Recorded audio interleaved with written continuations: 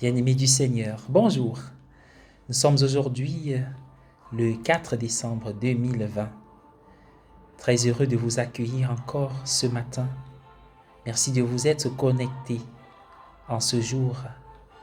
Oui, vous êtes nombreux et nous formons une chaîne de prière, une chaîne de veille autour de Jésus, le Verbe de Dieu, qui va venir, et aux côtés de la bienheureuse Vierge Marie, qui a accepté, qui a dit oui au Seigneur. L'évangile est un extrait de Matthieu au chapitre 9, versets 27 à 31. Et Jésus va opérer un miracle. Installez-vous bien, que ce miracle nous touche tous et puisse avoir des fruits dans nos vies familiales, professionnelles ou personnelles. C'est parti pour la grande aventure. Le début de la lecture de l'évangile indique que deux aveugles ont suivi Jésus en criant « Aie pitié de nous, fils de David ». Ils l'ont suivi jusqu'à ce qu'il atteigne la maison où il se rendait. Il est tentant de se demander s'ils étaient tous deux aveugles, mais comment ont-ils pu réussir à suivre Jésus? Ils ne pouvaient pas voir Jésus et pourtant ils ont pu le suivre pendant un certain temps. Ils sont un peu comme nous. Nous ne pouvons pas voir Jésus avec nos yeux physiques. Et pourtant nous le suivons, ou du moins nous essayons de le suivre. Même si les aveugles ne pouvaient pas voir Jésus physiquement, ils croyaient en son pouvoir de guérison. Ils savaient qu'il pouvait les guérir. Dans un sens, ils le voyaient avec les yeux de la foi et c'est leur foi qui leur a permis de suivre Jésus même dans leur cécité. Comme ces hommes, nous aussi, nous voyons le Seigneur avec les yeux de la foi. Lors de l'Eucharistie, nous le reconnaissons à la fraction du pain. Heureusement, nous le voyons. Nous sommes conscients de sa présence dans les circonstances de notre vie quotidienne. Avec les yeux de la foi, nous le voyons dans les personnes qui croisent notre chemin dans la vie. Cependant, nous sommes conscients que tout en suivant le Seigneur, tout en le voyant avec les yeux de la foi, il y a aussi une certaine cécité en nous. Dans ce sens aussi, nous sommes comme les deux aveugles.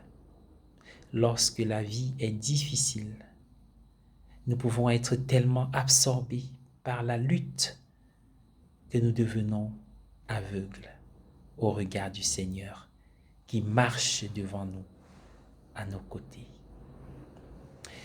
Nous nous comportons comme si nous étions seuls.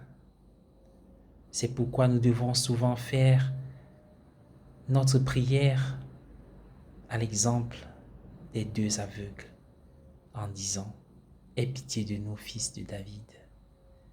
Aie pitié de nous, guéris notre cécité. » En réponse à cette prière, si le Seigneur nous demandait « Croyez-vous que je puisse faire cela ?» Nous ne pourrions pas faire mieux que de lui accorder, lui donner cette réponse à l'exemple des aveugles. Seigneur, nous croyons. Le Seigneur est toujours à l'œuvre dans notre vie pour guérir la cécité qui peut exister en nous, en assurant que, comme le dit la première lecture avec Paul, qu'après l'ombre des ténèbres, l'ombre et les ténèbres, les yeux des aveugles verront, nos yeux voient. Amen. Je vous invite à prier avec moi, au nom du Père et du Fils et du Saint-Esprit. Amen. Merci Seigneur pour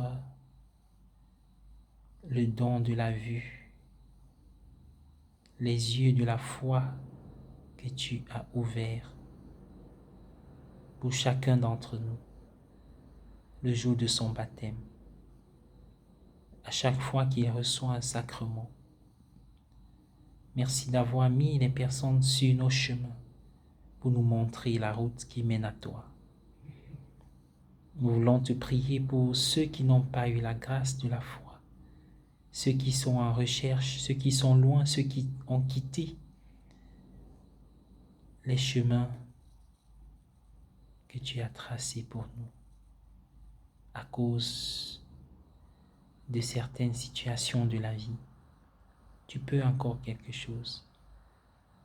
Par nous, avec nous, guéris notre cécité, guéris leur cécité et touche leur cœur. Rien ne t'est impossible, Seigneur, toi qui viens pour nous sauver. Amen. Au nom du Père et du Fils et du Saint-Esprit. Amen.